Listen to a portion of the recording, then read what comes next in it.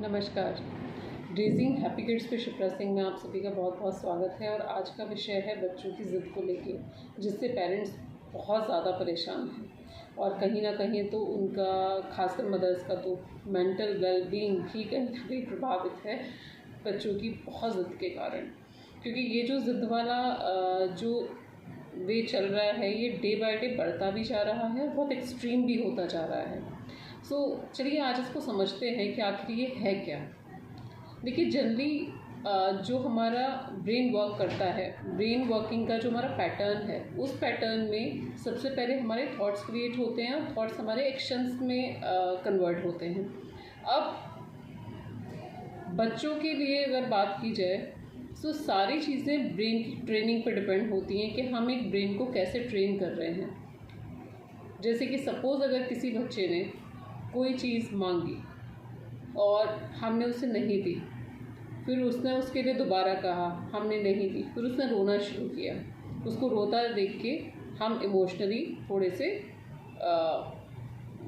Conscious हो गए और हमने उसको वो चीज़ दे दी। फिर उसके बाद बच्चे को लगा अच्छा मेरे रोने से ये चीज़ मिल गई। नेक्स्ट टाइम फिर उसने इस पैटर्न को दोहराया।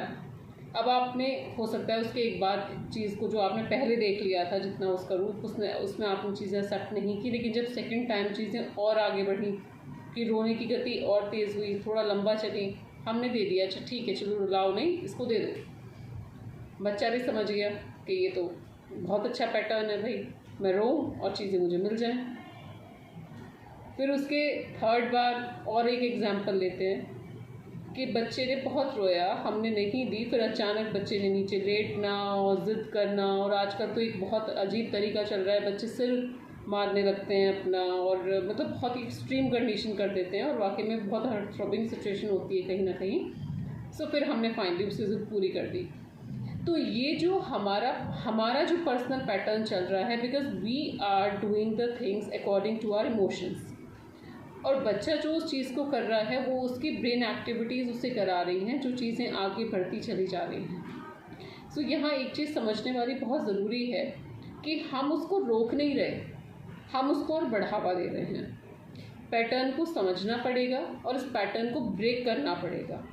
अब इसे ब्रेक कैसे किया जाएगा? अगर बच्चा कोई ज़िद कर रहा है या ज़िद का रोने वाला पैटर्न है, आप फिलहाल उसी चीज़ को जिसके लिए वो अलाइंड था वो ना देके थोड़ी अपनी एनर्जी लगा के किसी भी और चीज़ में उसको इंक्लाइंड कर दीजिए।